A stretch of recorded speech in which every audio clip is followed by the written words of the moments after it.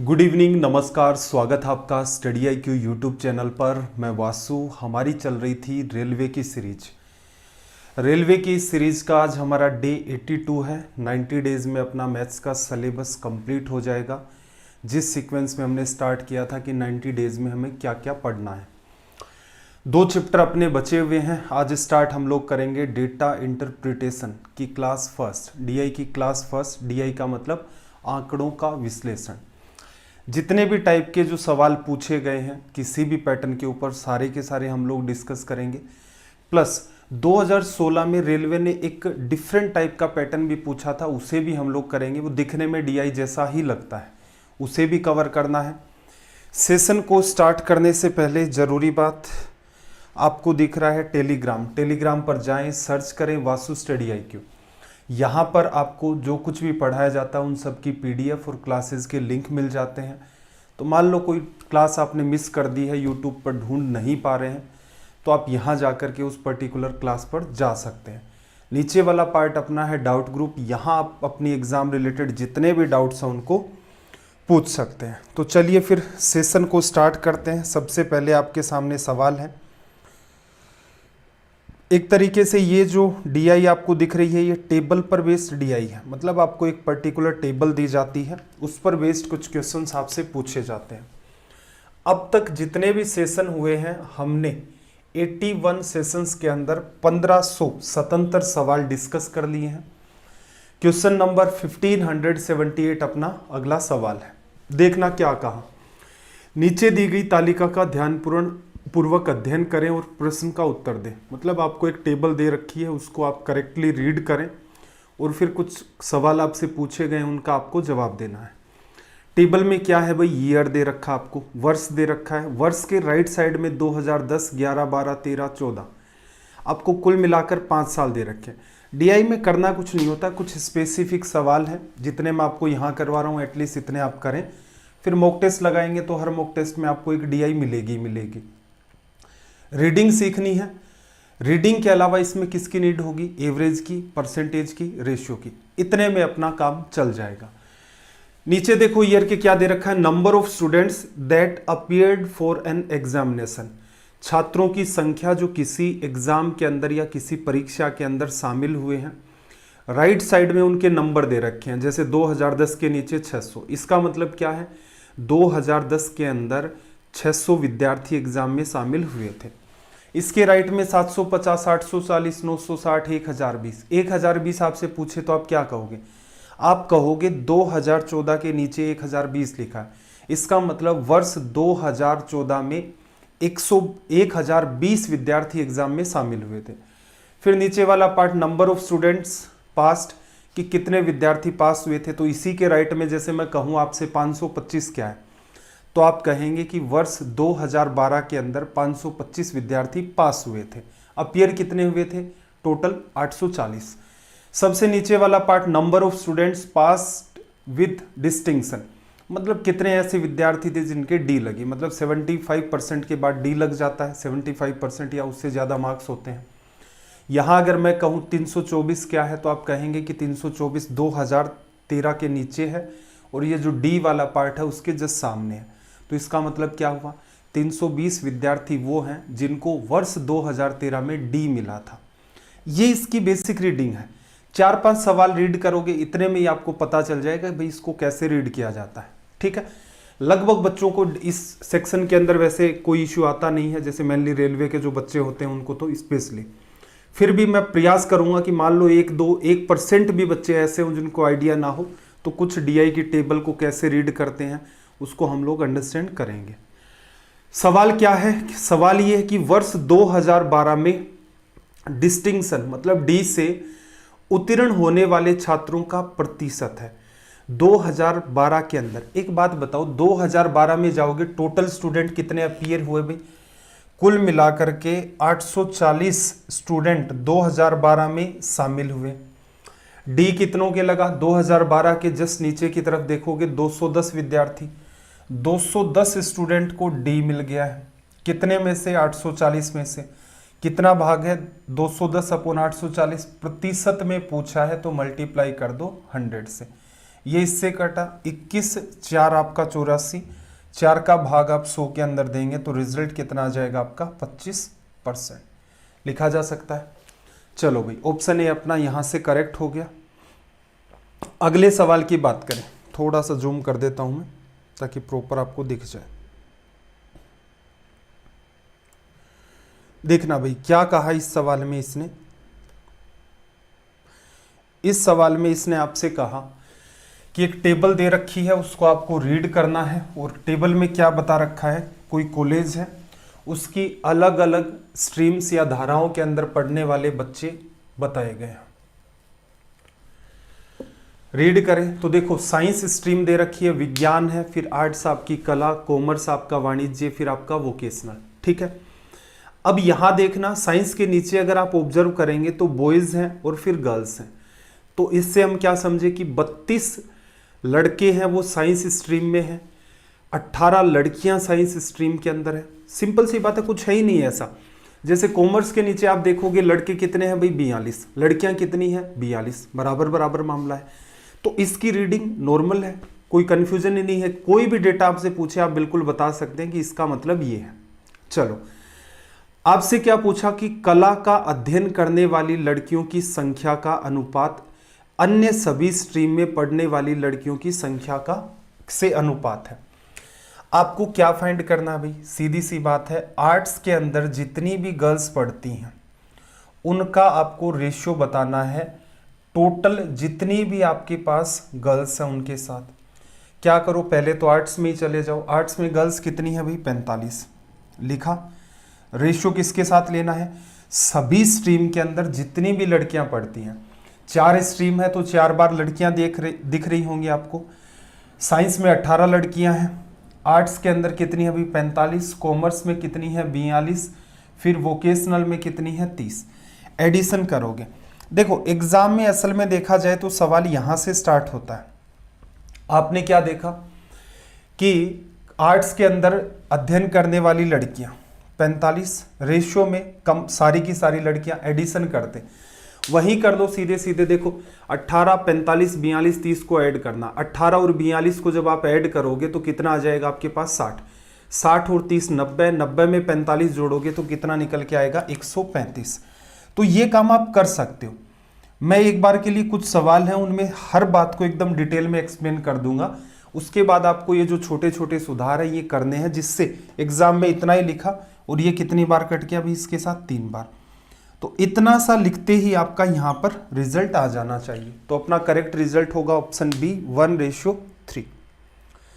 चलो भाई, अगला सवाल देखना जरा क्या कहा। लैंग्वेज को रीड करो एक बार।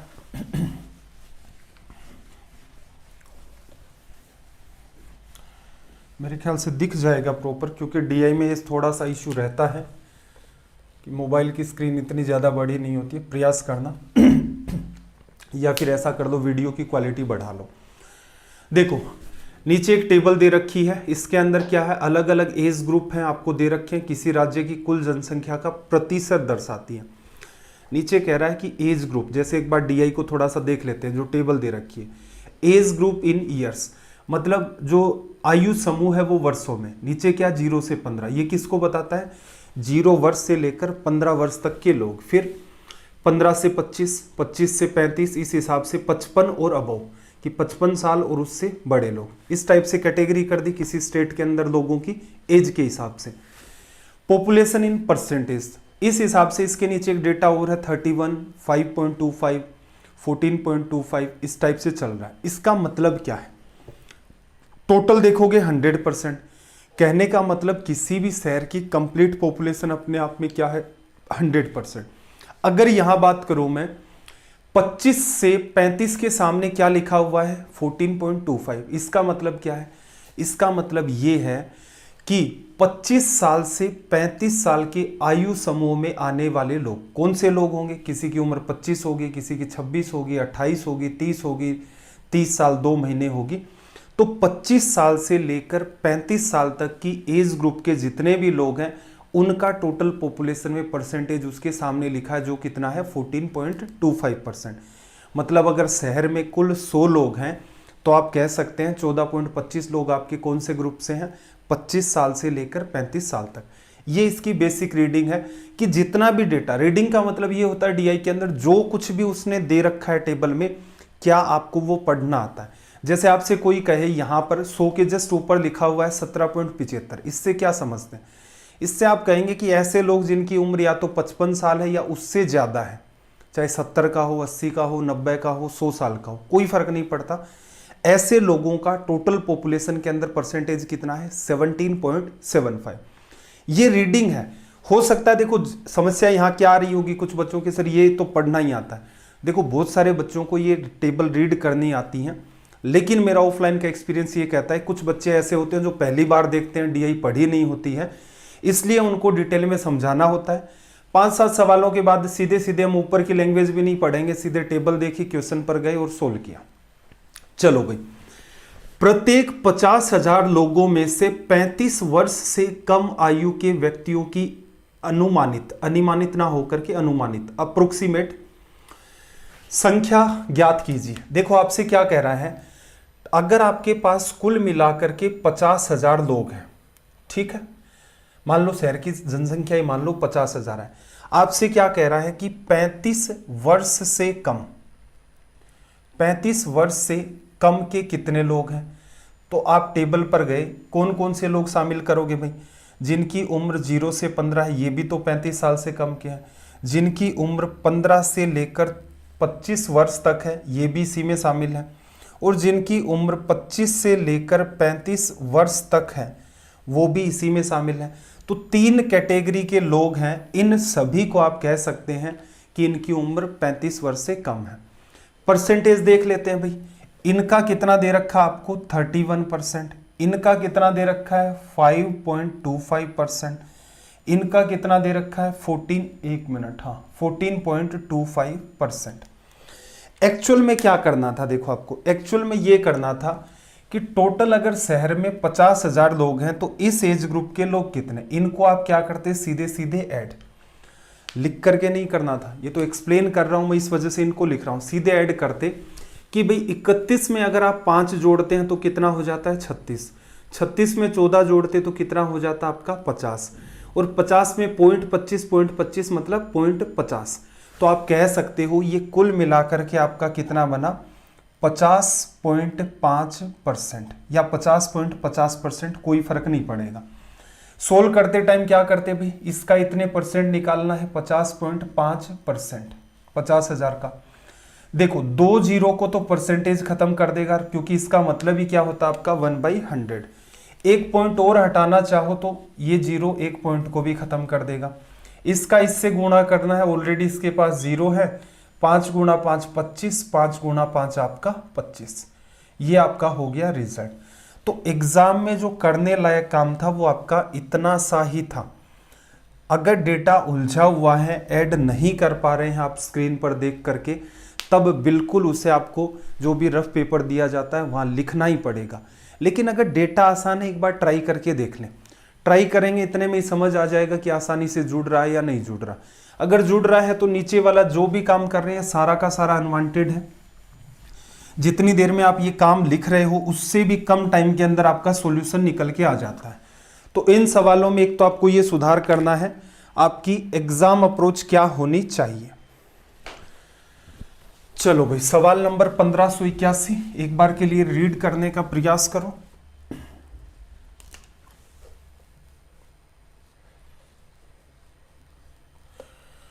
देखो इसने क्या कहा, एक स्कूल में विभिन्न संकायों में नामांकित छात्रों की संख्या इस प्रकार है।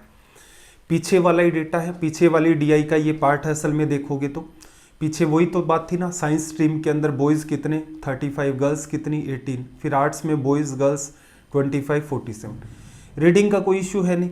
सवाल पर आ जाते हैं, क्या कहा, विज्ञान या फिर व्यावसायिक विषयों में, वोकेशनल जो है इसका हिंदी मीनिंग होता है व्यावसायिक सब्जेक्ट्स, वोकेशनल सब्जेक्ट्स।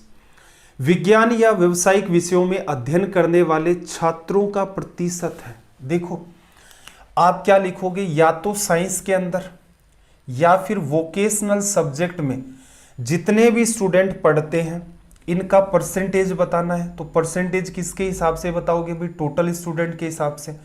और परसेंटेज में किसी भी फ्रैक्शन को कन्वर्ट करना है, मल्टीप्लाई कर दो 100 से। इस वाले सवाल में क्या करना है, साइंस के स्टूडेंट आप ऐड करोगे और वोकेशनल के ऐड करोगे। तो अगर हम लोग बात करें कि साइंस में कितने स्टूडेंट हैं, गर्ल्स कितनी है भाई आपके पास 35 और बॉयज आपके पास 35 हैं, गर्ल्स आपके पास 18, 30 10 40 और 8 5 13, 53 ये है। अगर वोकेशनल की बात करें तो कितने आ गए आपके पास 40। तो इसका मतलब ये वाला जो डेटा था ये तो आसान था, सीधे सीधे 40 राइट साइड में दिख रहा है, 10 और 30 इधर से 30 10 40 80 और ये कितना हो गया भाई आपका 93 आपने जोड़ ही लिया। बचा हुआ पार्ट और जोड़ दो। जैसे आर्ट्स के स्टूडेंट्स का एडिशन आप करना चाहें, आर्ट्स में कितने स्टूडेंट हैं, तो लड़के आपके पास 25 हैं, लड़के आपके पास 47, 40 20 60 और 7 5 12 72। अगर बात करें हम लोग कॉमर्स में कितने स्टूडेंट हैं, लड़के 45 हैं, लड़कियां आपके पास 40 हैं, तो ये कितना हो गया भाई 85। इन दोनों स्ट्रीम की बात करें 8 7 15 157 विद्यार्थी हैं। 2 स्ट्रीम में 93 है, 2 स्ट्रीम में 157 है, दोनों को ऐड करोगे तभी तो टोटल स्टूडेंट निकल के आएंगे। देखो 57 में 3 जोड़ा 160, 160 में 90 जोड़ा 9 6 15 कितना हो गया भाई 250। किसी भी फ्रैक्शन को परसेंटेज में बदलना है गुणा 100। 50 से कट रहा है, 50 से काटा 5 बार, 50 से काटा 2 बार। आगे फिर सोल्व करना चाहते हो तो इसको जस्ट क्या कर दो, 3 2 6 9 2 18 डिवाइड बाई 5, 5 3 15, 3 बचा 36, 7 5 35 और 2%। ये रिजल्ट आपके पास निकल के आ गया। यहां पर अगर मैं बात करूं इतना एक्चुअल में आपको लिखना था, एग्जाम के अंदर आप सोल्व करते इस सवाल को एटलीस्ट आपको इतना लिखना पड़ता। ये वाले सीधे जोड़ सकते थे, 93 आ गए, 2 सब्जेक्ट का और जोड़ लिया 153 आ गया, 153 में 157 वर्बली जोड़ते 250, इसकी आप कटिंग करते तो आपका रिजल्ट आ जाता 37.2%। ऑप्शन सी हमारा करेक्ट हो गया यहाँ पर।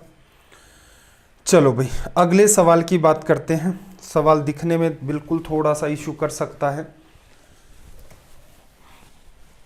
लैंग्वेज को रीड करो एक बार तो।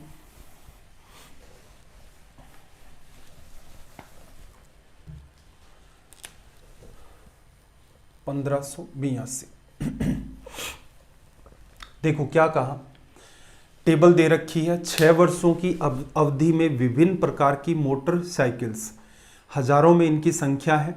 जैसे इसने लिख रखा है ना 2013, मतलब वर्ष 2013 की बात कर रहा है। फिर ईयर्स की बात तो राइट में हो गई, 2013 14 15 16 17 18 6 साल।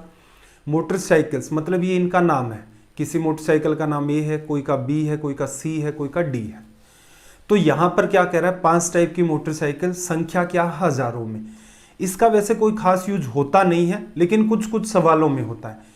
जैसे ए के सामने 2003 में क्या लिखा हुआ है 95, तो इसका मतलब क्या हुआ कि वर्ष 2013 के अंदर बाइक ए, कुछ भी हो सकती है ये, इसका नाम है बाइक ए, जैसे मान लो ये रॉयल एनफील्ड होगी, तो ए की संख्या कितनी है 95 और इसने क्या कहा हजारों में, तो इसका मतलब होता है ये 95,000 है। डीआई में क्या कर लिया जाता है, चीजें जब बहुत लंबी चौड़ी टेबल बनने की संभावना होती है तो अगला कह देता है। जैसे कई बार क्या होता है, संख्या लाखों के अंदर है, संख्या मिलियंस के अंदर है, तो उस केस में अगर सब कुछ लिखेगा तो ये जो टेबल जितनी दूर में बनी हुई है इससे 4 गुना स्पेस और चाहिएगा। तो इसलिए ये जो शब्द हैं यहां पर आपको दिख रहे हैं संख्या हजारों में, तो उस केस में ये पार्ट हटा देते हैं और इसको सीधे ही बता देते हैं कि जो 95 है असल में आप उसे क्या रीड करेंगे 95,000। कहां यूज आता है इसका, देखो जब सवाल रेशियो का या परसेंटेज का होगा तब तो इसकी नीड नहीं होगी, लेकिन कोई एकदम एक्चुअल बात पूछ ले कि भाई इस पर्टिकुलर वर्ष के अंदर इस बाइक का और इस पर्टिकुलर वर्ष में इस बाइक का जो प्रोडक्शन है उसका डिफरेंस कितना है, एक्चुअल डिफरेंस, तो उस केस में हमें इन डेटा की नीड होगी। हालांकि ऐसे सवाल आ जाएंगे, आपको तनाव नहीं लेना है जहां पर इनका यूज होता है, देखना जरा। चलो ये टेबल तो आपने देख ली होगी, एक बार समझ लेते हैं फिर से। ईयर दे रखे हैं 2013 से 2018, राइट साइड में ऊपर से नीचे ABCD मतलब 4 बाइक्स है हमारे पास। जैसे आप देखें कि 2017 के नीचे 100 लिखा हुआ है, इसका मतलब क्या है इसका मतलब यह है कि वर्ष 2017 के अंदर बाइक सी का जो प्रोडक्शन था वो कितना था, 100,000। 100 को 1000 से करोगे मतलब 1 लाख। एक्चुअल में जब तक आपको एकदम करेक्ट डेटा ना पूछे तब तक कन्वर्ट नहीं करना, सीधे ये मानो 2017 में सी जो बाइक थी वो 100 प्रोड्यूस हुई थी। ऐसे 2016 के नीचे अगर 88 देखें क्या बताता है, तो 88 बताता है कि ईयर 2016 के अंदर बाइक बी का प्रोडक्शन कितना हुआ था। ये है इसकी रीडिंग। ये आसान काम है। सवाल पर आ जाओ, क्या कहा, 2015 के दौरान किस प्रकार की मोटरसाइकिल का उत्पादन, वर्ष 2017 में सभी प्रकार की मोटरसाइकिल के कुल उत्पादन का 25% से अधिक है। 2017 में जो टोटल प्रोडक्शन हुआ है उसका 25% निकालोगे और उससे ज्यादा होना चाहिए। और पूछा क्या, ऐसी कौन सी बाइक है जिसका प्रोडक्शन 2015 में ऐसा हुआ था। सीधे सीधे सवाल लंबा जा रहा है, जो जो बात चल रही है उसको सोल्व करो। 2017 में टोटल प्रोडक्शन कितना है, ऐड करना जरा। 2017 के अंदर ए बाइक्स हैं वो प्रोड्यूस हुई हैं 80, फिर बी आपकी 96, फिर सी आपकी 100, डी आपकी 104। सबको ऐड करते हैं। देखो 96 है, 104 का 4 उसको दे दो, 100 बन गया, 100 200 300, और फिर ये यहाँ का पर क्या आ गया आपका 80। तो जो टोटल प्रोडक्शन है बाइक्स का वो कितना है, 380। 2017 में सभी प्रकार की बाइक का प्रोडक्शन निकाल लिया, इसका 25% निकालोगे। 25% क्या होता है भाई, 1/4। 4 का इसमें आप भाग देंगे, 9 4 आपका 36, 2 बचा, कितना आ जाएगा 95। और इससे 25% से अधिक, इसका मतलब टोटल संख्या कितनी आई है एक्चुअल में 95, इससे ज्यादा होना चाहिए। पूछा क्या है, 2015 के दौरान किस प्रकार की मोटरसाइकिल का उत्पादन 95 से अधिक था, क्योंकि ये डेटा तो हमने सोल्व कर दिया। 2015 में चले जाओ, बाइक ए का है नहीं, बाइक बी ये तो 89 ही है, बाइक सी ये 95 है। आपको क्या कहा है, 25% से अधिक। 25% कितना है, 95, इससे ज्यादा होना चाहिए। तो कौन सा होगा भाई, बाइक डी। डी का प्रोडक्शन कितना आ रहा है, ये वाला। तो ऑप्शन आपका करेक्ट क्या है, ऑप्शन डी के अंदर ही डी लिखा हुआ है। एक बात और ध्यान रखना, कई बार क्या होता है, ये छोटी छोटी सिली मिस्टेक होती है। आपके ऑप्शन मान लो ए बी सी डी इस फॉर्म में चल रहे हैं एग्जाम में, अब वो एग्जामिनर क्या करता है, जैसे यहाँ ए लिख देता है, फिर बी लिख देता है, यहाँ सी लिख देता है, डी लिख देता है। अब आपका आंसर क्या आया है, बाइक डी, और बच्चे ने क्या कर दिया, डी को टारगेट कर दिया, गलत हो जाएगा। आपका जो आंसर आया वो कौन से पार्ट के अंदर लिखा हुआ है, ये भी एक सिली मिस्टेक का पार्ट होता है। कई बच्चे जो ठीक से प्रैक्टिस नहीं करते, ऐसे पर्टिकुलर सवाल, दो ही टाइप के ऑप्शन बनाए जाते हैं, थोड़ा सा बात को समझना। जैसे एसएससी क्या करता है, ऑप्शन बनाता है पहला, दूसरा, तीसरा और चौथा, जनरली ये पैटर्न रहता है। अब मान लो किसी क्वेश्चन के आंसर ही इस फॉर्म में आए, जैसे पहले में 2 आ गया, इधर 1 आ गया, ये आपका लिख दिया मैंने 4 और ये 3। किसी सवाल के आंसर इसी टाइप से आए, आपने सवाल को सोल्व किया, आपका आंसर कितना है 3 लिखा हुआ किस में था, चौथे ऑप्शन में। लेकिन बच्चे क्या करते हैं, कई बार जल्दबाजी के अंदर 3 को टिक कर देते हैं। तो इस बात की संभावना रहती है, 2 कॉमन टाइप की एरर होती हैं जो जनरली बच्चा कर देता है। आपके सामने भी भविष्य में इस टाइप की कोई समस्या आए तो हमेशा तुरंत के तुरंत चौकन्ना हो जाना है मार्क करते टाइम। सवाल तो आसान ही है, कोई समस्या नहीं है, सोल्व भी हो गया, डी आया है, अब आपने डी को मार्क कर दिया जबकि डी इसमें लिखा हुआ था, तो ऐसी संभावना बनती है। खैर इसने तो ऑप्शन को आसान तरीके से दे रखा है। चलिए भाई अगले सवाल की तरफ मूव करते हैं। और मेरे ख्याल से पढ़ाई लिखाई ठीक चल रही होगी आप सभी की। जो जो काम बताए हैं आपको, जीएस के लिए भी बताया था क्या करते हुए चलना है, रीजनिंग के लिए भी बताया था। हालांकि बताए हुए उन बातों को 1 महीने से भी ज़्यादा हो गया होगा, तो आप फॉलो कर रहे होंगे। और अभी भी जो बच्चे नहीं जागे हैं जाग जाओ। देखना क्या कहा, सवाल वही है सेम टू सेम पीछे वाला। 2014 से 2018 तक सभी प्रकार की मोटरसाइकिलों के कुल उत्पादन में प्रतिशत वृद्धि क्या है। जब भी ऐसा कोई सवाल आए तो आपसे क्या पूछा है कि भाई 2014 से कहां तक, 2018 तक जो बाइक्स का प्रोडक्शन हुआ है इसमें कितने % का चेंज हुआ। बीच के सालों से आपको कुछ नहीं लेना कि 2015 में क्या हुआ, 16 में क्या हुआ, 17 में क्या हुआ। आपसे क्या पूछा है, यहां से यहां तक प्रोडक्शन में कितने प्रतिशत की वृद्धि हुई। आपको सबसे पहले फाइंड करना है कि 2014 में कितना प्रोडक्शन था, 2018 में कितना प्रोडक्शन हुआ है, कितना इंक्रीज हुआ है या डिक्रीज हुआ है, परसेंटेज में बताना है। 2014 से 18 पूछ रहा है तो 2014 के बेसिस पर बताओगे।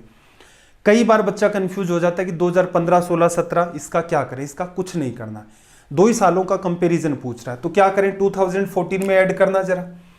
2014 में देखोगे तो 84, 87, 89, 00 ये चल रहा है। ऐड कर लें एक एक करके। देखो 4, 7, 11 और 9 आपका 20 आ गया। 8, 8, 16, 8, 3, 24, 24 में 2 जोड़ दिया 26, फिर 2 कैरी, कितना आ गया भाई 360। 2018 की बात कर ले, 18 में आओगे तो 98, 92, 110, 120 ये चल रहा है। देखो 92 का उठा करके 2 98 को दे दो, 100 बन गया। 110 का 10 उठा के ऊपर 92 का 2 जा चुका है, तो ये 100, 100, 100 300 हो गए, और फिर 120, 420। कई बार ये चीज काम आ जाती है अगर आपकी प्रैक्टिस में है तो। अब आपको परसेंटेज ही तो पूछ रहा है चेंज, तो बेटर क्या है, आप रेशियो ले लो कि यहां पर बाइक्स का प्रोडक्शन कितना हुआ है 36, तो इसमें 42, फिर भी कट रहा है। 6 से कितना हो गया भाई 7, कितने का इंक्रीज हुआ है 1 का, किस पर 6 पर। 2006 में जो टोटल बाइक्स का प्रोडक्शन हुआ है वो 6 है, 2018 में 7 है, 1 का इंक्रीज हुआ है किस पर, 6 पर। पढ़ चुके हैं, इसका मतलब क्या होता है, परसेंटेज में देखा था 16 2/3%। एग्जाम में इतना ही करना था, ईयर लिखने की आपको कोई नीड होती नहीं है क्योंकि वैसे भी आप सीधे सीधे इसको डील कर सकते हैं। चलो इसी पर बेस्ड एक सवाल और उठा लेते हैं डीआई पर।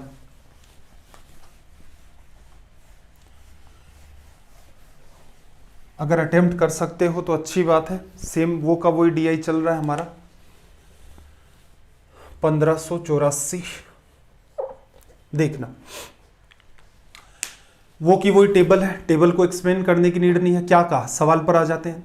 2013 और 2016 में सभी प्रकार की मोटरसाइकिलों के कुल उत्पादन की तुलना में 6 साल में ए मोटरसाइकिलों का कुल उत्पादन कितने प्रतिशत कम है। किसके बेसिस पर बता रहा है कि 2013 में और 2016 के अंदर टोटल जितनी भी बाइक्स प्रोड्यूस हुई हैं उसमें क्या ए भी शामिल होगा, बिल्कुल क्यों नहीं होगा। इसने ये थोड़ी ना कहा है कि इन सालों में ए को छोड़कर जितनी भी बाइक प्रोड्यूस हुई हैं फिर आगे वाली बात ए को लेकर पूछ ले, नहीं, इसने ऐसा कुछ नहीं कहा। इसने कहा 2013 और 2016 में जितनी भी बाइक प्रोड्यूस हुई हैं टोटल काउंट करो, जितने भी साल हैं सब में ए बाइक कितनी प्रोड्यूस हुई है वो कैलकुलेट करो, पहले वाले से दूसरा पार्ट कितने परसेंटेज कम है, मतलब इसके बेसिस पर इसको बताना है। तो सबसे पहला काम क्या है, जो टोटल वाली बात आपसे पूछी है वो काउंट करो। कौन से साल की बात है भाई, 2013 और 2016, 2 ही साल दे रखे हैं। 2013 और 2016 में काउंट करोगे, देखना जरा 13 में अगर आप काउंट करते हो ए 95 है, फिर 98, 104, 103 ये आपका पार्ट चल रहा है। ऐड करोगे तो देखना 5, 8, 13, 13, 4, 17 और 3, 20, ये तो 0 आ गया। 9, 9, 18 और 2, 20, फिर 0 आ गया। फिर 1 और ये आपका यहां पर एडिशन हो जाएगा 2, तो टोटल मिलाकर के कितने बन गए भी, ये वाले 2013 में तो हमने निकाल लिए 400 बाइक आ गई। 2016 में आप कैलकुलेट करोगे 89, 88, 92, 95 सबको ऐड करो। 9, 8, 17, 17 में 2 जोड़ा 19 और 5 आपका 24, ऐड कर लेते हैं। 5, 2, 7, 8, 7, 15, 9, 24, ठीक है। 8, 8, 16, 2, 18, 18 में 18 जोड़ दोगे तो कितना आ जाएगा आपका 36। ये दोनों आपने ऐड किए तो यहां से इन दोनों सालों में कितना आ जाएगा, टोटल बाइक प्रोड्यूस हुई है 764। सारे के सारे जो साल हैं उनमें ए बाइक का जो टोटल प्रोडक्शन है उसको चेक कर लेते हैं। ए का 2013 में 95, फिर 84, 85, 89, 80, 98 सबको ऐड करना है। पहले तो यूनिट डिजिट पर जो कुछ है उसको ऐड कर देते हैं, ये तो सीधा ही ऐड हो जाता है। 5, 4, 9, 5, 14, 14 में 9 जोड़ा 23, 23 में 8 जोड़ा तो कितना आ गया आपके पास 31, कैरी 3, 9 और 3, 12, 12, 8, 20, 8, 28, 28 में 8 जोड़ा 36, 36 में 8 जोड़ा 44, 44 में 9 जोड़ दिया आपने, कितना आ गया 53। ये बाइक ये प्रोड्यूस हुई है। इसके कंपैरिजन में ये कितना कम है, तो कमी को देखना जरा, डिफरेंस लोगे तो कितने की कमी है, 531 घटाओगे, 4 में से 1 चला गया 3, 6 में से 6 चला गया 3, और ये आपके पास कितना आया 2, और अपोन में टोटल कितनी प्रोड्यूस हुई है 764, प्रतिशत में बदलना है गुणा 100। अब यहाँ पर कटिंग करते हैं, देखो एक बार तो गुणा करके, 3 से भी नहीं जा रहा, 3 3 6 7 8, और 3 2 5 3 8, और ऑप्शंस भी अपने क्या चल रहे हैं 32.2, 32.8, 31.6, 30.5। कैलकुलेशन में तो गड़बड़ नहीं किया, 3 3 6 2 8, और यहाँ से चलो कट नहीं रहा, चलो 4 से इसको तो काट ही सकते हैं, 25 आ गया। 4 से अगर हम इसको काटें तो 1 बार, 3 9 बार और 1 बार, 191 हो गया। 3 से ये भी नहीं कट रहा, ये भी नहीं कट रहा। 191 को अगर हम लोग यहाँ से काटना स्टार्ट कर दें ये भी बात नहीं बन रही है। 13 11 से भी नहीं कट रहा है, 2 और 9 डिफरेंस नहीं मैच हो रहा। 7 से काटेंगे तो 7 2 14 और 5 नहीं, 7 7 49, नहीं बनी भाई बात।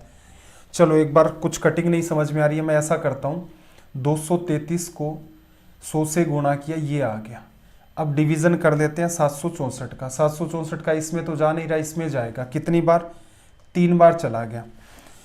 4 गुणा 3 आपका 12, 6 3 18 और एक आपका 19, 7 3 21 और एक 22, 2292, 8 आ गया, 9 1 10 हो गया, तो ये 3 आ गया, 38 बच गया आपके पास, 38 ही बचेगा ना, ये 2330। हाँ, एक उतार लिया हमने 0, भाग नहीं जा रहा है, पॉइंट लगा दिया, फिर एक 0 उतार दिया। ये लगभग 750 है, 700 होता तो 5 बार 8 6 48, लगभग 5 के आसपास आ रहा है। और पॉइंट्स के अंदर है ना 30.5 एक ऑप्शन बन रहा है, ठीक है, मुझे वो इतना छोटा हो गया दिख नहीं रहा है, तो ये लगभग 5 बार डिवीजन चला गया। ठीक है भाई, कटिंग नहीं हो रही है तो थोड़ा सा सवाल हमारा कैलकुलेटिव चला गया, तो कोई बात नहीं भाई, वो सोल्व करना ही पड़ेगा, कोई समाधान है नहीं ऐसा।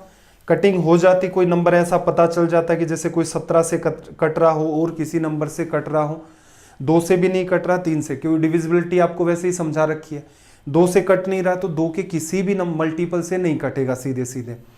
तो फिर आपके देखोगे किससे, 3 से, 5 से, 7 से, 11 से, फिर अपने पास प्राइम नंबर बचते हैं। कुछ भी नहीं समझ में आ रहा है, थोड़ा सा कॉमन सेंस लगाओ, एकदम जनरल अप्रोच से इसको सोल्व कर डालो। चलो भाई अगले सवाल की तरफ मूव करते हैं। सेम टू सेम ECDI का पार्ट है।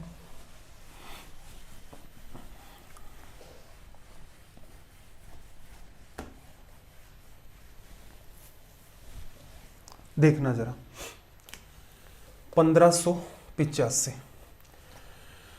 सेम टू सेम वो का वही सवाल है। चेक क्या करना है, 2016 और 2018 में निर्मित टाइप बी मोटरसाइकिलों की कुल संख्या का 2013, 15 और 16 में निर्मित टाइप डी मोटरसाइकिलों की कुल संख्या से अनुपात। देखो बी की बात कर रहा है एक तो, और एक किसकी बात कर रहा है, डी की।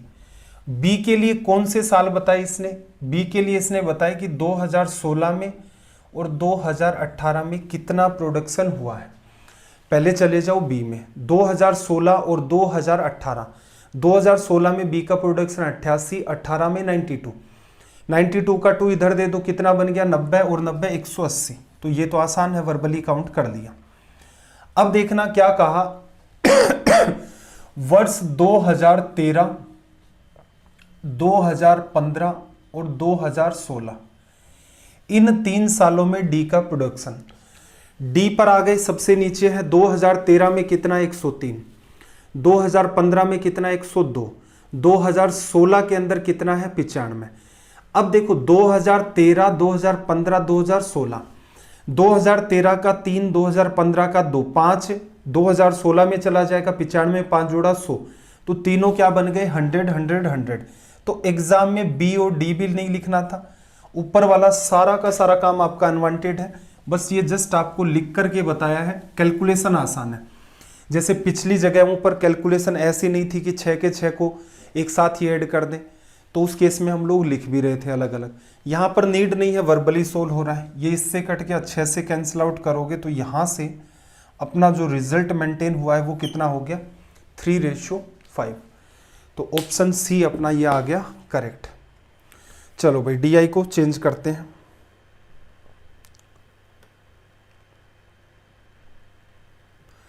देखना जरा, लैंग्वेज को रीड करना। सवाल नंबर 1586।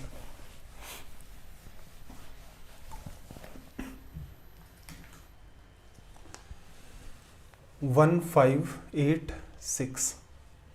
देखो क्या कहा, the heights of some girls in a school were noted and the data obtained are as shown in the table. किसी स्कूल के अंदर लड़कियों की संख्या लड़कियों की जो हाइट है और उनकी संख्या को मेजर करके एक टेबल बनाई है। सबसे पहले इसने बताया हाइट, ऊंचाई उनकी किसमें, सेंटीमीटर में। राइट साइड में क्या लिखा है, 125 130। इसका मतलब क्या है, 125 से लेकर 130 सेंटीमीटर ऊंचाई की लड़कियां। फिर 130 से 135, 135 से 40, इस हिसाब से हो गया। Number of girls 12, 16, 20, 29, 15, 8। जैसे मैं कहूँ यहाँ पर 15 क्या बता, तो आप कहेंगे ऐसी लड़कियाँ जिनकी ऊंचाई 145 सेंटीमीटर से 150 सेंटीमीटर तक है, उनकी संख्या कितनी है, 15। ठीक है, ये इसकी रीडिंग हो गई। क्या कहा, कितनी लड़कियों की ऊंचाई 135 सेंटीमीटर या उससे अधिक है लेकिन 150 से कम है। तो देखो कौन कौन शामिल होगा, 135 से 140 तक। आपसे क्या कह रहे हैं, ऊंचाई 135 सेंटीमीटर, मतलब इसके इक्वल हो सकती है या इससे बड़ी होगी, लेकिन 150 सेंटीमीटर से इनकी कम होनी चाहिए, 150 सेंटीमीटर से कम होनी चाहिए। अब एक बात बताओ, किसी लड़की की ऊंचाई 135 सेंटीमीटर है एग्जैक्ट, तो यहां बताना मुझे ये जो 16 लड़कियां दे रखी हैं इसमें शामिल है वो लड़की, या जो आपको 20 लड़कियां दे रखी हैं इसमें शामिल है। देखो नंबर ऑफ गर्ल्स कितनी है, 12, 16 और 20। किसी लड़की की ऊंचाई 135 सेंटीमीटर है, वो कौन से ग्रुप में है, जिसमें 16 लड़कियां हैं उसमें है या फिर 20 लड़कियां हैं, क्योंकि 130 से 135 तक भी है और अगले में 135 से 140 है। तो जिस लड़की की ऊंचाई 135 सेंटीमीटर है वो किस में काउंट करोगे, 130 से 135 वाले में या 135 से 140 में।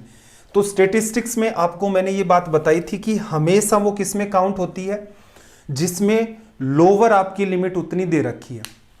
जैसे किसी लड़की की हाइट 140 सेंटीमीटर है एग्जैक्ट, तो इन लड़कियों में से वो कौन से ग्रुप में है, तो आप कहोगे कि 140 सेंटीमीटर लोअर लिमिट किसकी है, 140 से 45। ये छोटी जो लिमिट है ये लोअर लिमिट है इस ग्रुप की, 140 इसकी अपर लिमिट है। तो अगर किसी लड़की की ऊंचाई 140 सेंटीमीटर वो कौन से ग्रुप में है, तो जिसमें लोअर लिमिट 140 है, क्योंकि 141, 142, 143, 144 इनके लिए कंफ्यूजन है, नहीं है। मैं कहूं एक लड़की की ऊंचाई 127 सेंटीमीटर है, कौन से ग्रुप में, आप तुरंत कहोगे कि 125 से 130 के बीच पड़ता है, मतलब जो लड़कियां 12 है उनमें है वो, कोई कंफ्यूजन नहीं है। कंफ्यूजन किसमें होता है, एग्जैक्ट दे दे कि एक लड़की की ऊंचाई 145 सेंटीमीटर है, वो कौन से ग्रुप में है, 15 लड़कियों वाले में या 29 वाले में, तो आप कहेंगे 145। हालांकि दो जगह पर मैच हो रहा है, 140 से 145, 145 से 150, लेकिन काउंट किस में होगा, जिसमें लोअर लिमिट 145 है। तो ये बात स्टेटिस्टिक्स में मैंने आपको एक्सप्लेन कर दी थी, इंपॉर्टेंट पार्ट है, सवाल आ जाता उससे भी, और वो एक तरीके से आपका लीड में ही चला जाता है, क्योंकि कम ही बच्चे ऐसे होते हैं जो सांख्यिकी को पढ़ते हैं। ठीक है भाई, ये बात आ गई समझ। तो 135 सेंटीमीटर या इससे ज्यादा लेकिन 150 से कम कौन कौन शामिल होगा, 135 से 140, 140 से 145 भी, 145 से 150, 150 से 155 शामिल करोगे क्या, नहीं करोगे। क्यों, अगर किसी लड़की की ऊंचाई 150 सेंटीमीटर है वो किस में आएगी, इसमें नहीं आएगी, इसकी तो अपर लिमिट 150 है, इसकी लोअर लिमिट 150 है, तो लोअर वाले में जाएगी। बाकी के लिए कंफ्यूजन ही नहीं होता, जो लिमिट का एंड पॉइंट होता है या स्टार्टिंग पॉइंट होता है उसी पर्टिकुलर पॉइंट पर कंफ्यूजन होता है। और वैसे भी उसने ये कह रखा है 150 से कम, तो आपके पास ये तीन ही बचते हैं, इन तीनों को ऐड कर दो। एग्जाम में क्या करना था, 135 से 40, 40 से 45, 45 से 50, तो ऐड कर दे 20, 29, 15, ये वाला 29 को 1 दे दो, इधर से 15 से लेकर के 30 बन जाएगा, 30, 20, 50 और 14 कितना हो गया, 64। तो ये सवाल ऐसा था, आप इसे चाहते तो वर्बली कर सकते थे। सवाल के थोड़ा सा स्टार लगा लेना। एग्जामिनर क्या होता है, देखो थोड़ा सा एग्जामिनर अगर कलाकार हो तो यहीं पर एक ऑप्शन और बना दे, वो आपको 72 दे दे कि बच्चा अगर 64 तो निकाल ली, उसमें 8 में भी अगर ऐड कर दे कि 150 सेंटीमीटर जिसकी हाइट है उसको भी अगर ऐड करना चाहे तो वो क्या करेगा, 64 में 8 और ऐड कर देगा, एरर हो सकती है। बाकी अगर आपने पढ़ रखा है, एक बार बात आपकी समझ आ गई तो गलत होने का तो चांसेस है ही नहीं कोई। चलो भाई अगले सवाल की तरफ मूव करते हैं। देखना जरा, थोड़ा सा जूम कर देता हूं इसको मैं।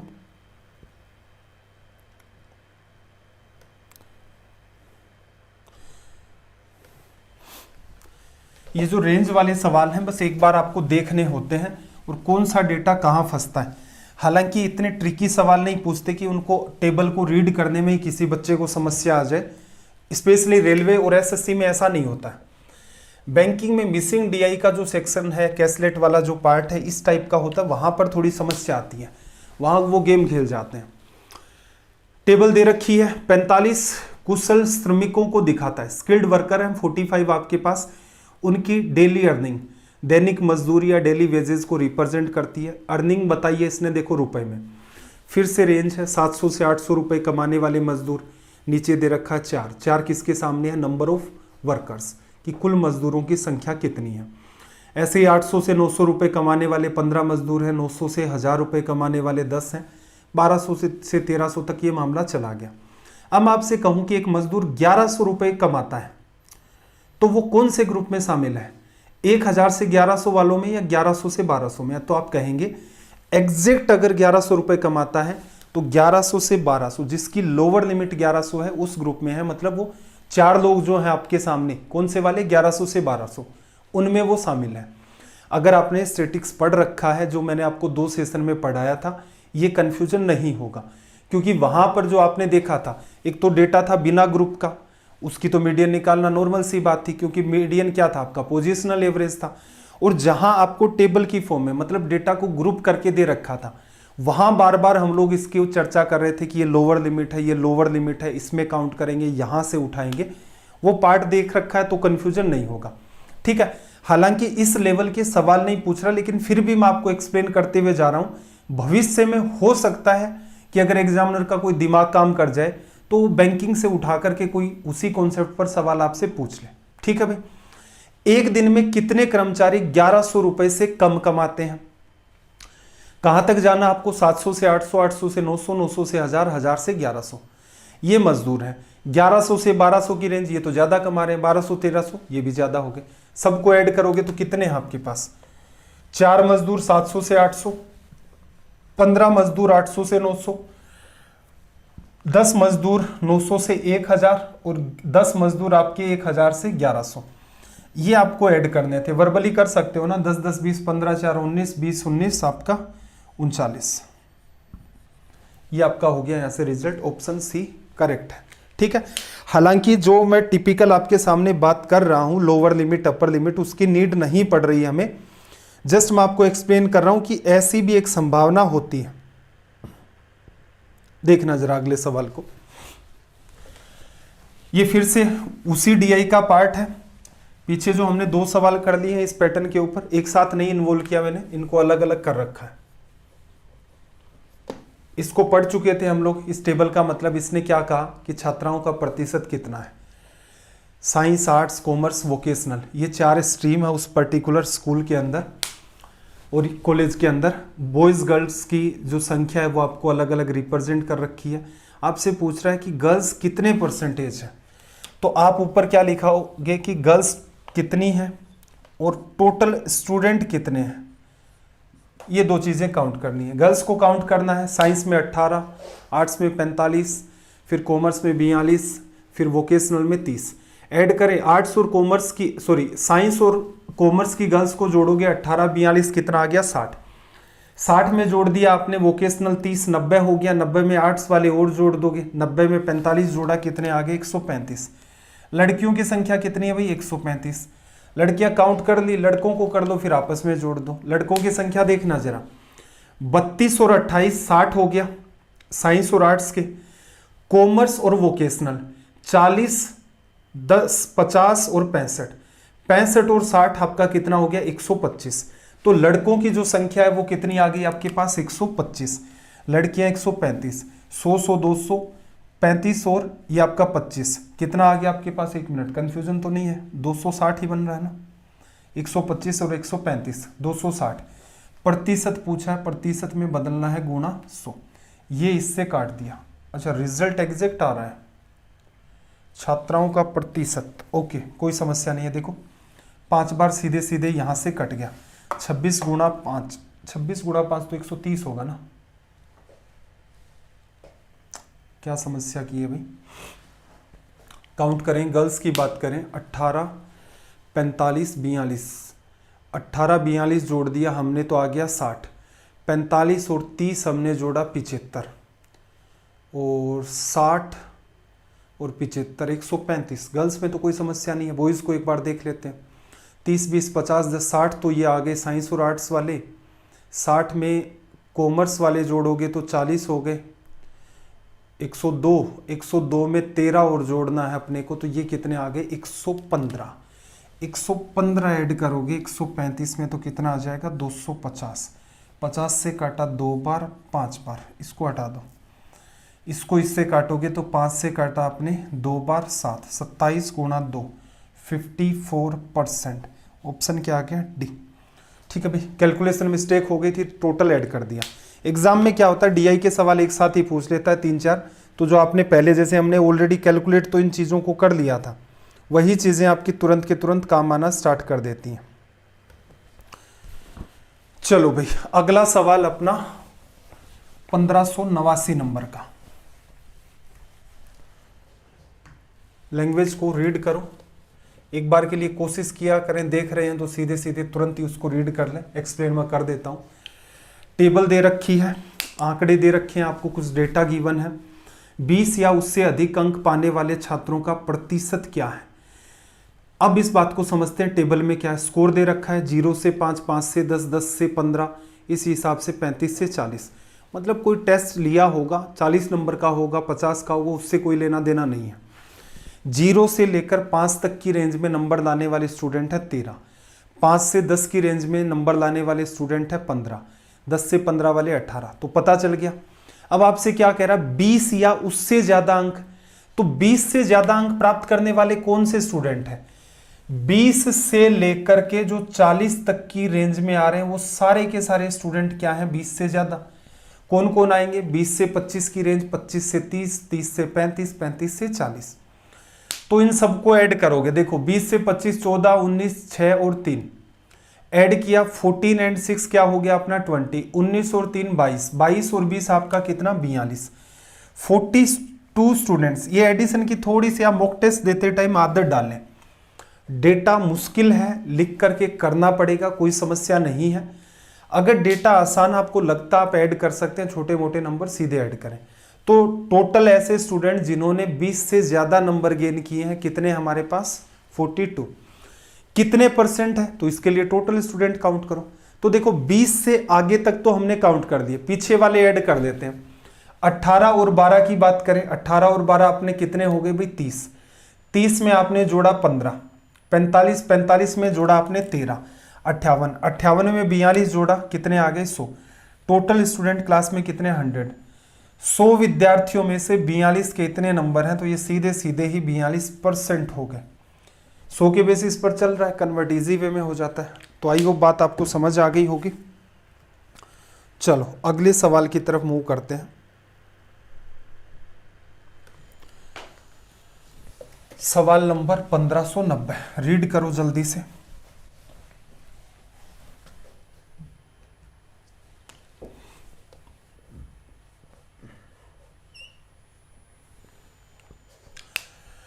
देखो नीचे टेबल है, उसमें क्या कह रहा है 40 से 60 वर्ष की आयु के कितने रोगी थे। तो इसका मतलब यहां पर देखो एज दे रखी है आपको ईयर्स में, वर्षों में आयु, लेस देन 10 मतलब 10 साल से कम के, लेस देन 20 20 साल से कम के, लेस देन 30 30 साल से कम के लोग। इंपॉर्टेंट बात ये है दोनों चीज़ें डिफरेंट होती हैं।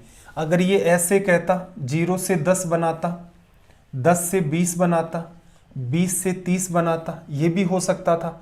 और इसने किस वेब के अंदर बनाया, less than less than less than. अगर मैं ऐसी टेबल बनाना चाहूं तो कैसे बनेगी? पहले तो सवाल देख लो कि सच में नीड है क्या। 40 से 60 वर्ष की आयु के कितने रोगी थे? 60 साल से कम के कितने रोगी हैं? 45। 60 साल से नीचे जितने भी रोगी हैं उनकी संख्या 45 है, चाहे वो 5 साल का है, 2 का है, 3 का है, 10 का है, 15 का है, 30 का है, कोई फर्क नहीं पड़ता।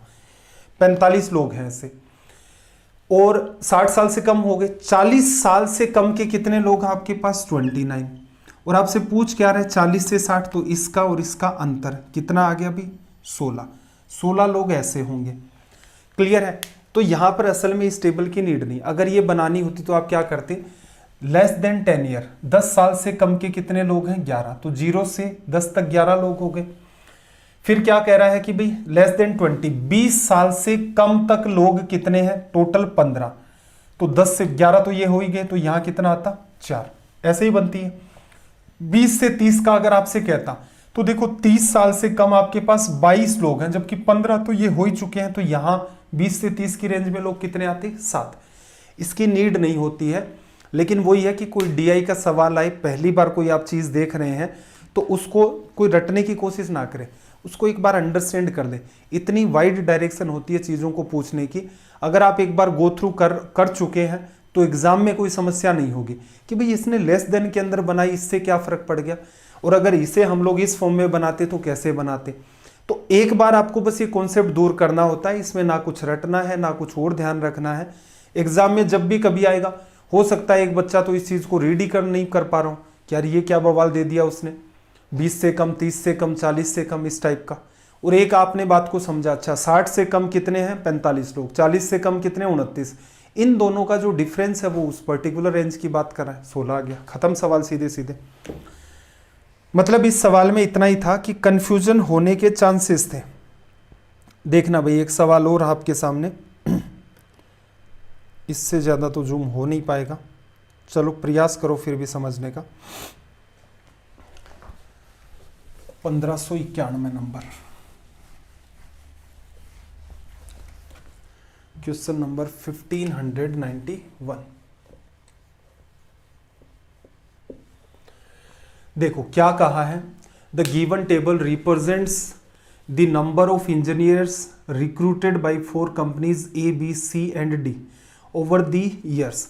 कि सालों के अंदर, कुछ साल हैं पर्टिकुलर, उनके अंदर कंपनी है 4 आपके पास, ए, बी, सी और D.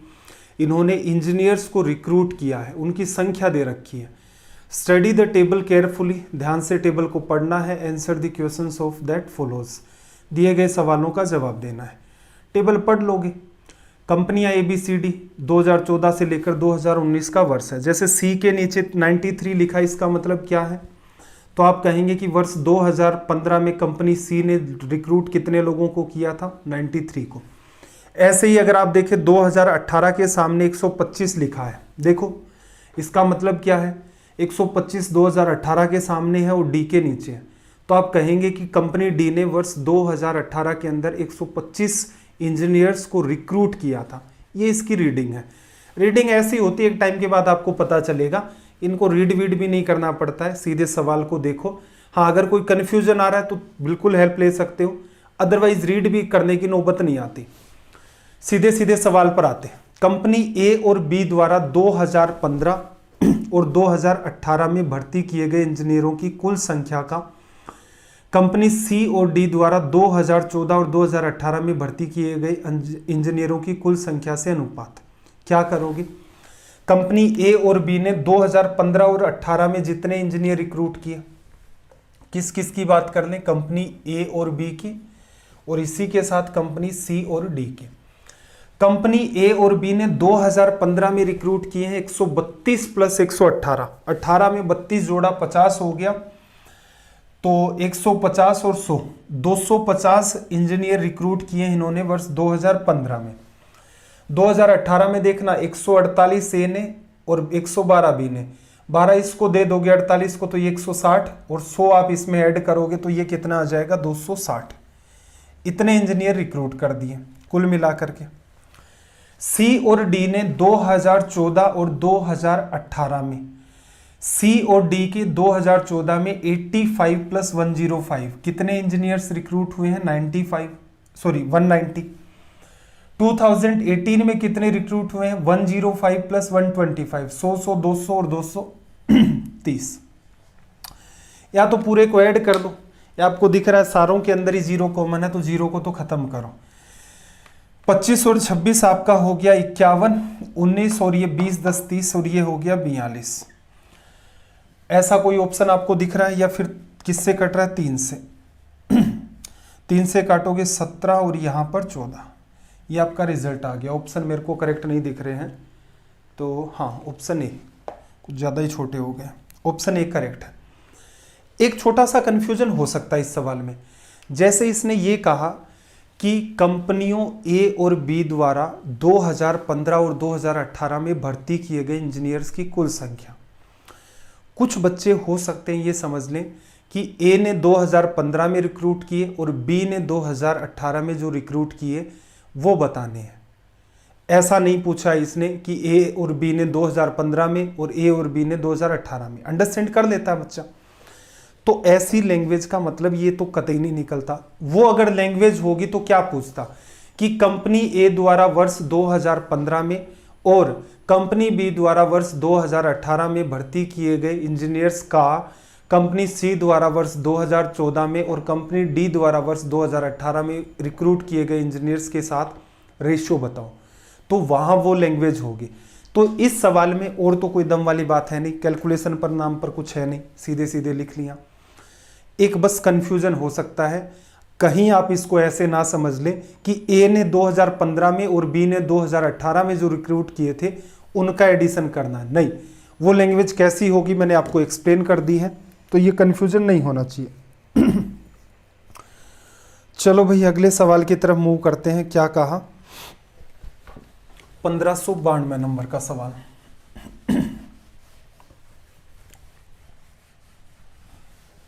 Question number 1592।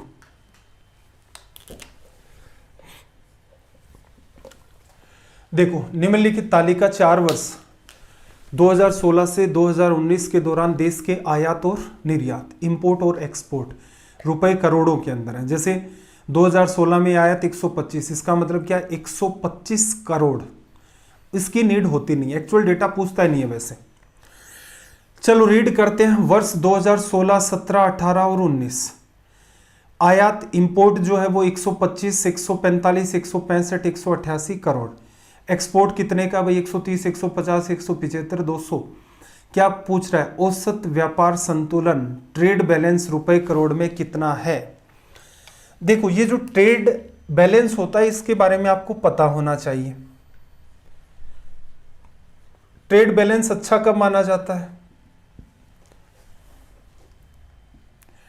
Trade balance अच्छा तब माना जाता है कि कोई भी देश है वो एक्सपोर्ट ज्यादा करे, ज्यादा रुपए का, और इंपोर्ट कम रुपए का करे। इसलिए क्या, देश के पास सरप्लस हो जाता है बाहर का पैसा, तो उसकी करेंसी की जो वैल्यू है वो बढ़नी स्टार्ट हो जाती है। ठीक है, ये एक सीधी सटीक लैंग्वेज है। बाकी इकोनॉमिक्स में और जाके देखोगे और जितनी गहराई में पहुंचोगे और बहुत सारी चीजें मिलेंगे।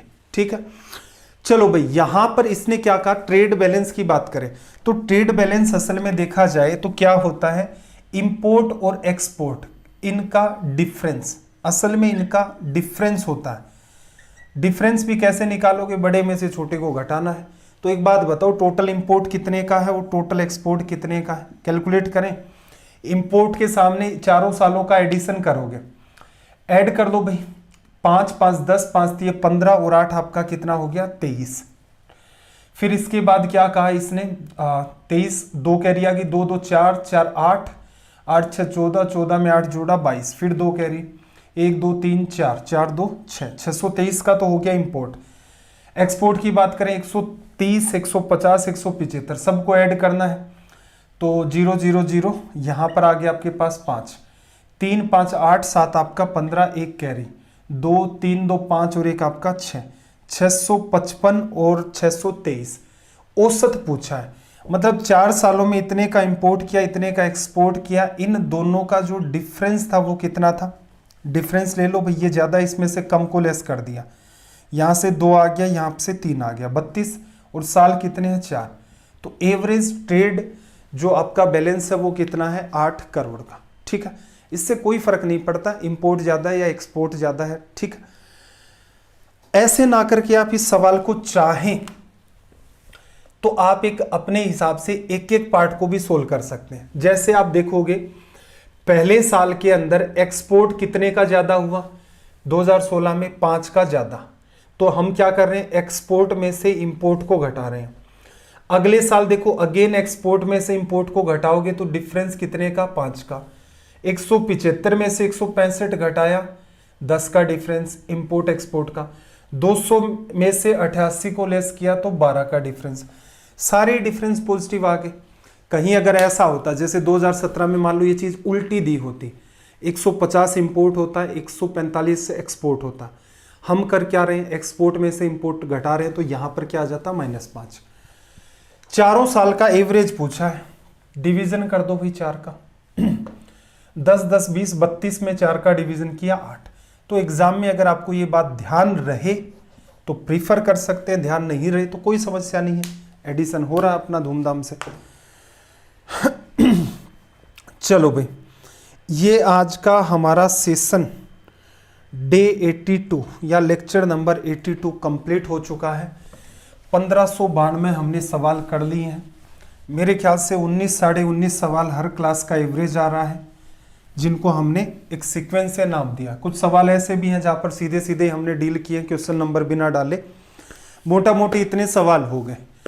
अब अपने पास 3 दिन तो हम लोग DI को डिस्कस करेंगे, तो क्लास नंबर 83, 84 एंड 85 बची हुई 5 क्लासेस में जो आपको PDF दी थी उसमें चैप्टर क्या था, STD, उसका मतलब है स्पीड टाइम डिस्टेंस। 5 दिन वो हमें डिस्कस करना है। इसके बाद आप कमेंट जरूर करना। मेरा तो कुछ प्लान ऐसा सा था कि हम लोग एक बार के लिए क्या करें, 2 से 3 या 2 चैप्टर को भी एक बार उठाएं। जैसे हमने इतने दिनों के अंदर मान लेते हैं छोटे मोटे मिलाकर के 20 चैप्टर देख लिए। ठीक है, अब देखो मुद्दे की बात यह है, जो थ्योरी मुझे पढ़ानी थी वो मैंने आपको पढ़ा दी, कि मेरी ये समझ कहती है कि रेलवे के अंदर इस टाइप के सवाल पूछे जाएंगे। पास्ट ईयर में ऐसे सवाल पूछे गए हैं।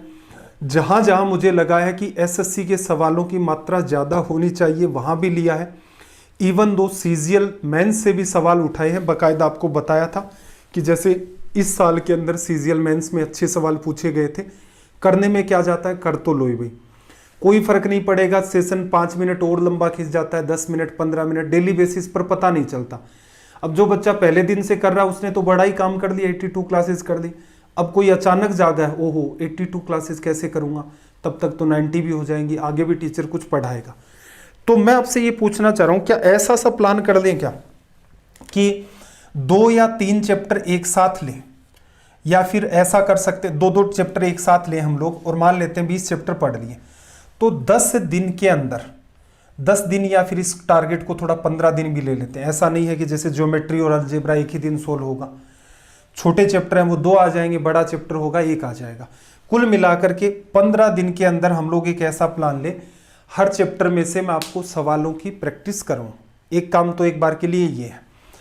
ये प्लान अपना जैसे ही पूरा हो जाता है उसके बाद हम लोग ये प्लान कर दें कि भी 5-5 या फिर अर्थमेटिक के 2 या 3 दिन आपको कुछ क्लासेस करवाई, एडवांस के सवालों की 2 या 3 दिन और क्लास करवाई, तो 5 या 6 दिन अपने उसमें चले जाएंगे, 20 दिन। ये मैं वो सिनेरियो मान रहा हूं कि एग्जाम आपकी 10-12 दिन पोस्टपोन्ड होती है। और उसके बाद हम लोग प्लान कर लेते हैं कि मिक्स में सवालों को चलने दें। जैसे हमने चैप्टर वाइज डील कर लिया, अर्थमेटिक एडवांस को अलग अलग एक बार उठा करके डील कर दिया, उसके बाद मिक्स क्वेश्चंस कर रहे हैं। तो इनमें क्या प्रयास रहेगा कि कुछ SSC के सवालों को इन्वॉल्व कर ले। रीजन क्या है, यहाँ वैसी तो समस्या आनी नहीं है कि सर ये कहाँ पढ़ा दिया आपने, जहाँ पढ़ाया है वहाँ से आपको पता भी चल जाएगा। कोई नया सवाल होगा, मुझे नीड होगी कि भाई इसको और डिटेल में एक्सप्लेन करना है, उसको डिटेल में भी कर देंगे। तो एटलीस्ट इतना तो काम कर ले। खैर मैंने तो अपना जो वादा किया था वो वादा लगभग मेरा तो पूरा होने वाला है। आपने अपना वादा जो 300 बच्चे प्रीमियर पर आने वाले थे उसका 1/3 क्या 1/4 भी नहीं पूरा हो पाया। ठीक है, तो खैर जो भी है आपका सजेशन, जो भी बच्चे शुरुआत से लगे हुए हैं, जिनको ये लगता है कि ये टीचर अपनी बेड़ा पार करवा देगा रेलवे एग्जाम के अंदर मैथ्स का, तो एटलीस्ट वो अपने सजेशन जरूर रखें। कमेंट सेक्शन में ही डाल देना, वीडियो को देख लूंगा मैं, 1 या 2 दिन के बाद देख लूंगा आप लोगों के क्या सजेशन है। फिर भी डिसीजन तो वही है, दे लेने ही पड़ेंगे कुछ ना कुछ।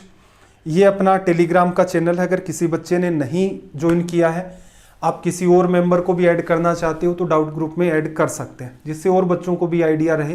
पहले तो ये क्लोज कर रखा था, लेकिन कुछ दिनों से इसको ओपन कर रखा है कि डाउट ग्रुप में आप अपने दोस्त को जो पढ़ रहा है उसको ऐड कर सकते हैं। टेलीग्राम की लिंक को भी शेयर कर सकते हैं अगर चाहें तो। चलिए भाई, सेशन कैसे लगते हैं कमेंट जरूर किया करें। बाकी आपका दिन रात सब मंगलमय हो। मिलते हैं अगली क्लास में। जय हिंद, जय भारत।